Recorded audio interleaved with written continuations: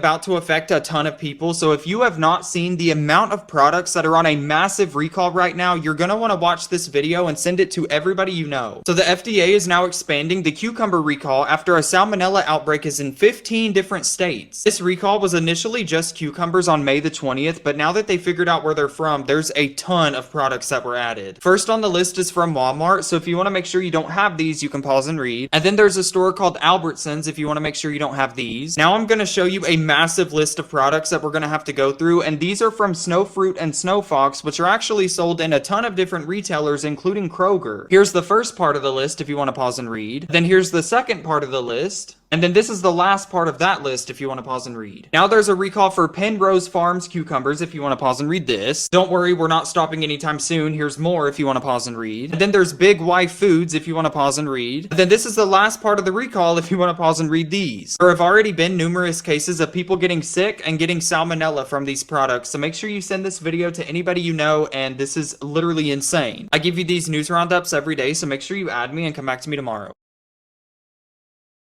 Guys, check this out. People were shocked to discover that chewing gum is made of plastic.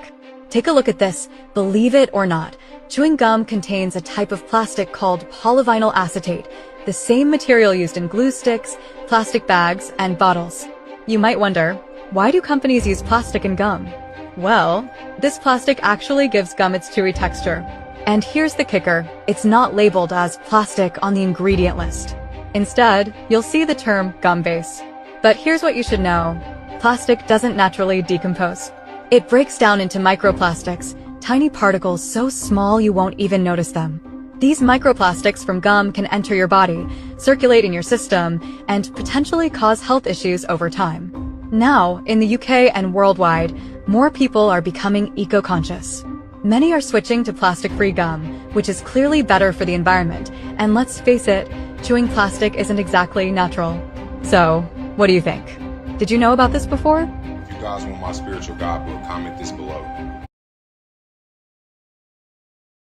You're eating fake chicken. The chicken around the US today is not from a natural chicken. Not that that would be good either. They're a fake hybrid creature. They die on their own within 8 weeks if they're not packaged by them. It only takes them about 40 days to reach market weight when a real chicken takes quadruple the time. Many of them go into cardiac arrest simply from a lightning and thunderstorm. Many of their breasts are so big they can't even walk, and they're pumped full of antibiotics just to keep them alive for up to 8 weeks. So now we're eating a mutant creature filled with chemicals. Eating chicken increases your risk of blood and prostate cancer. It says it on any cancer research site, but they know we don't. 97% of tested chicken breast contains dangerous bacteria that can harm you internally. Look it up. They're also given arsenic for faster weight gain, which is the #1 ingredient in rat poisoning. And you only eat chicken because you season it with things that come from plants. You wouldn't eat a plain piece of chicken. Thyme, basil, garlic, onion, lemon, cayenne pepper, etc. Attacking you at all angles because they want you sick, but I want to help you out. If you want this free ebook, 40 Ways to Prevent Disease and the full list of foods to eat and foods to avoid guide, comment the word berry below. There's no catch. As a matter of fact, I'm going to DM you 5 ebooks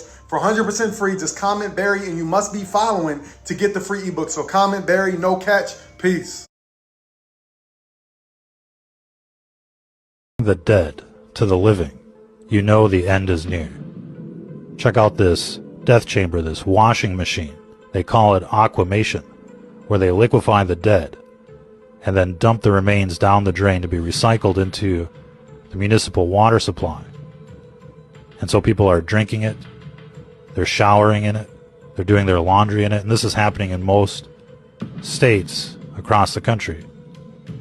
In most major cities, they're recycling dead people and feeding it to the living. What does that mean exactly? And they're grinding up the bones into powder. They call this calcium phosphate, which is going to be used for food processing, undoubtedly. Maybe in your vitamins. And so what are the implications when people start eating dead people, like cannibalism? Is there going to be kuru running around out there? Mad cow disease? What about in a spiritual sense? What is that like when you're eating and drinking dead people? Of course, they're spraying this on the food supply. Irrigation. They're using dead people as compost, and people are drinking it. So what does that mean? What does that feel like? Ladies and gentlemen, obviously this is another satanic ritual that's being performed before our very eyes. And essentially people are being raped by this death juice as they're forced to drink it. Talk about drinking the Kool-Aid. Now they're drinking dead people in the major cities. That's why they're all crazy in these big cities. They're drinking dead people, and they don't even know it, for the most part. And they keep finding human DNA in the food supply. What do you think that's all about? It's probably not just aquamation, but they're probably grinding babies and who knows what else in these meat processing plants so that people will eat human flesh without even knowing it. That's how these cult members get their kicks, ladies and gentlemen. Quite literally.